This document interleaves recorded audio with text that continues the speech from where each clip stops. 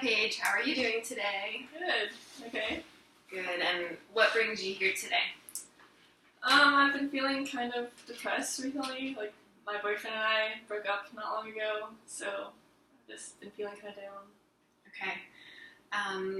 Maybe you can think about how you've been feeling, and if you had to rate yourself on how you're feeling today on a scale of 0 to 10, 0 being the absolute worst and 10 being feeling great, where would you rate yourself today? I think I'd say about a 4. Okay, Yeah. about a 4.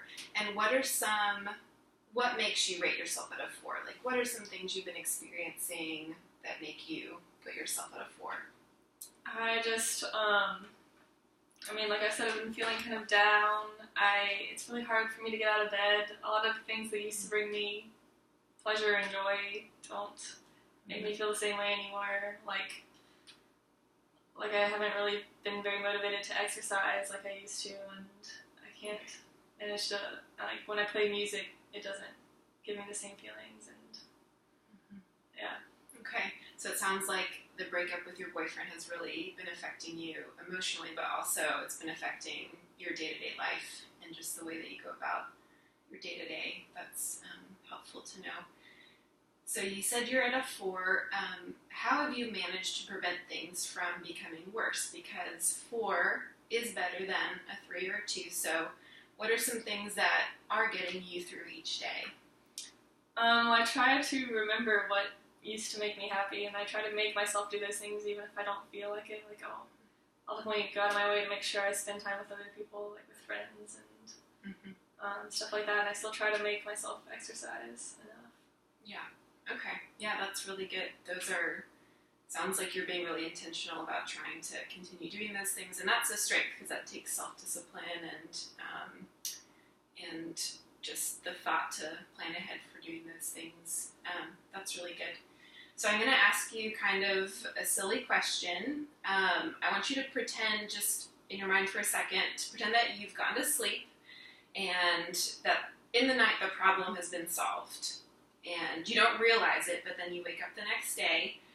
As you wake up and start to get out of bed, what are some things that you would first notice are different because the problem's been solved? What would be different in your daily life? So the problem solved, like, I'm back together with my boyfriend, or I'm over the fact that we're broken up? Well, that's kind of what I want to know or hear from you. From your perspective, what would it look like for the problem to be solved? Okay, well, I guess what I want is to not be so depressed that my boyfriend and I are broken up, because I don't want to get back together with him. I don't think there's any chance that'll happen. So, I guess I would get out of bed, and I wouldn't think about how depressed I was first thing, and I wouldn't think about him, and I would be living a life where I enjoyed everything without him, where I wasn't thinking about him all the time.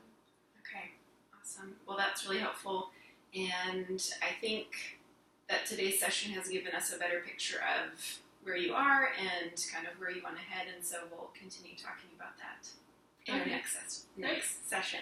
Okay, let me just grab this.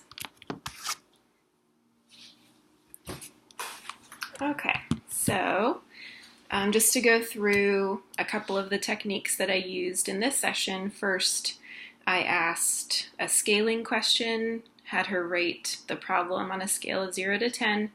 I asked a coping question, which involves asking the client how they've been managing thus far to keep things from getting worse. And then I asked the miracle question, asking her to imagine what things would be like if the problem magically disappeared. So that's it.